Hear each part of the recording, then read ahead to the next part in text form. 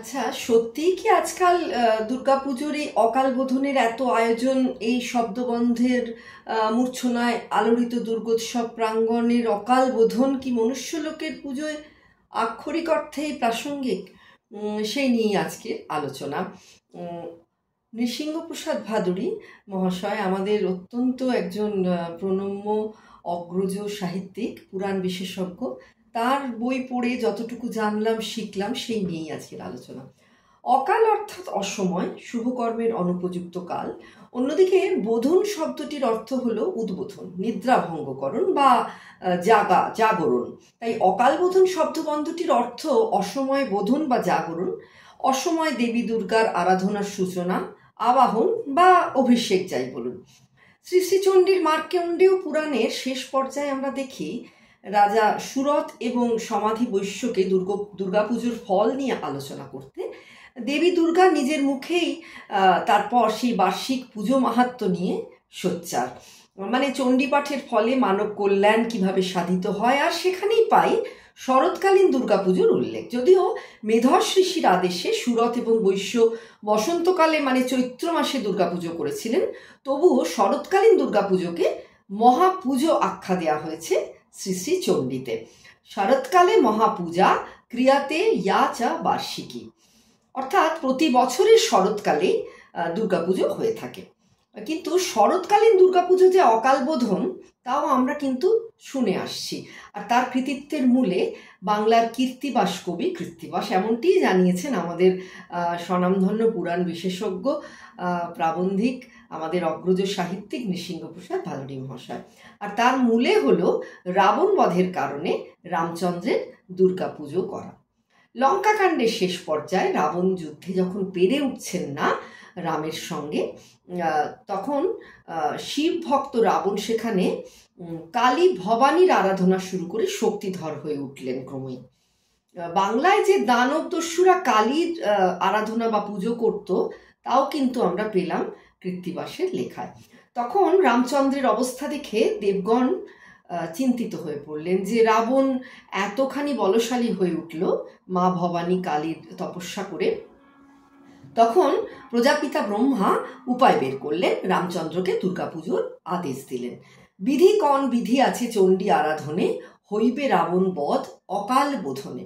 অকাল বোধন শব্দবন্ধ আমরা পেলাম। আর তাই বুঝি অকালে শরতে কইল চণ্ডীর বোধন, অর্থাৎ অকালে মানে শরৎকালে অসময়ে চণ্ডীর বোধন হলো, সেই মানে আবশ্যিকতায়, রাবণ বধের আবশ্যিকতায়। কৃত্তিবাস বললেন রাবণ বধের জন্য বিধাতা তখন আর শ্রীরামের অনুগ্রহের কারণ। কালিকা পুরাণও এই একই কথার পুনরাবৃত্তি করেছে। রামস্যানুগ্রহার্থায় রাবণস্য বধায় চ রাত্রাবেব মহাদেবী ব্রহ্মণা বুধিতা পুরা। রাত্রিকালের এই আকালিক বা অসময়ের বোধন বা দেবলোকে জাগরণই কৃত্তিবাসের শরৎকালীন দুর্গাপুজোর প্রসঙ্গে এসে পড়ল। এবার কেন এই শরৎকালীন পুজো অকালে, কেন আমরা বলছি এটা অসময়ের পুজো?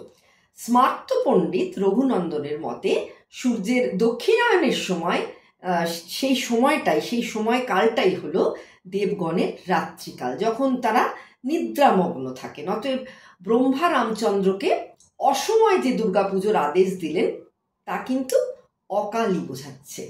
অকাল ইতি রাত্রিত্বেন দক্ষিণায়নস্য অথৈতদ দক্ষিণায়নং দেবানাং রাত্রি ইতি। অকাল ইতি রাত্রিত্বেন দক্ষিণায়নস্য অথৈতদ দক্ষিণায়নং দেবানাং রাত্রি ইতি।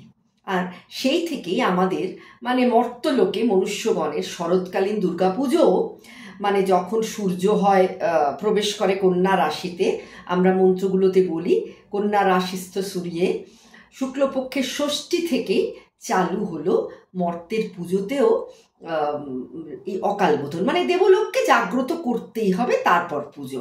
তাই আমাদের এই পুজোয় অকাল বোধনের গুরুত্ব আমি বড় একটা দেখি না। কারণ আমরা যেমন সুরত রাজা এবং সমাধি বৈশ্যের বসন্তকালীন দুর্গাপুজোয় বোধন করি না, আমাদের শরৎকালীন পুজোতেও অকাল বোধন কিন্তু অপ্রাসঙ্গিক হয়ে পড়ে। এইটিই কিন্তু আমাদের ভাদুড়ী মহাশয়ের মত।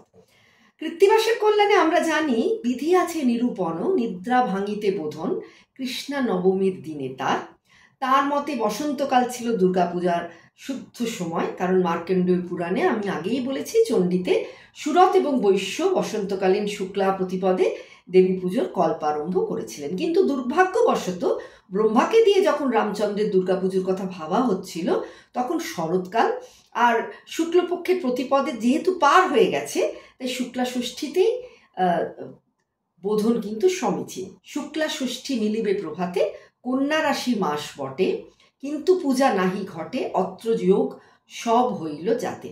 অর্থাৎ সুরত এবং বৈশ্য যদি নিয়ম ভেঙে শুক্লা প্রতিপদে কল্পারম্ভ করতে পারেন নিজেদের প্রয়োজনে, যেহেতু মেধস ঋষি বলেছেন যে এখনই দুর্গাপুজো করো, তাহলে মহামতি আমাদের বীর রামচন্দ্রই বা পারবেন না কেন শুক্লা ষষ্ঠীতে বোধন করতে? তাই ব্রহ্মা বিধান দিলেন কৃত্তিবাসের লেখায় এইভাবে: কর ষষ্ঠী কল্পেতে বোধন, ব্যাঘাত না হবে তাই, বিধি খণ্ডী পুনরায়, কল্পখণ্ডে সুরত রাজন। তাই আমরা মনুষ্য লোকে শরৎকালীন এই দুর্গাপুজোয় অকাল বোধন করি না, করি বা না করি, করি তো বটেই, অনেক জায়গাতেই করি, কিন্তু সেটাই অকাল বোধন করি বা না করি তাতে কিন্তু কিছুই এসে যায় না বলে মনে হয়।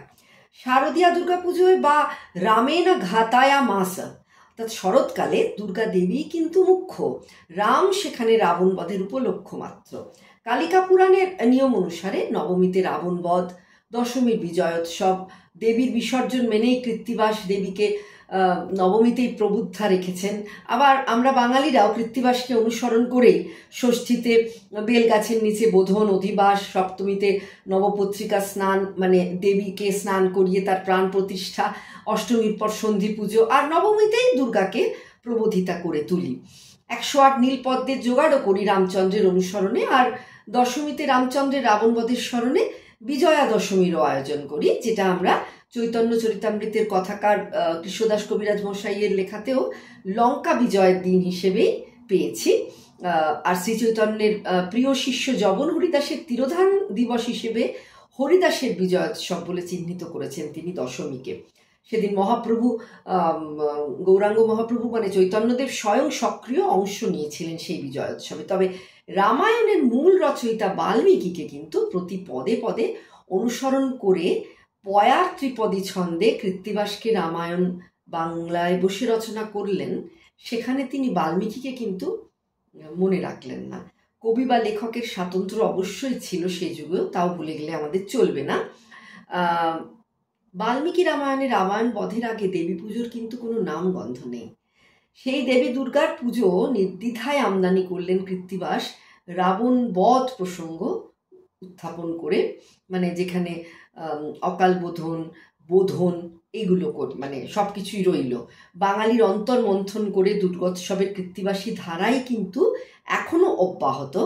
অকাল বোধন তাই আজও প্রাসঙ্গিক, তবে এটা কিন্তু মুখ্য নয়। এখন আমাদের তো দুর্গাপুজোটা কেবলই উৎসবে পরিণত হয়েছে, আর অকাল বোধনের গণ্ডি পেরিয়ে বেশিটাই হুজুগে পরিণত। তাই আমরা হয়তো এসব নিয়ে চর্চাও বড় একটা করি না, অনেকে জানিও না বোধন কেন করা হয়, অনেকে জানিও না অকাল বোধন কি।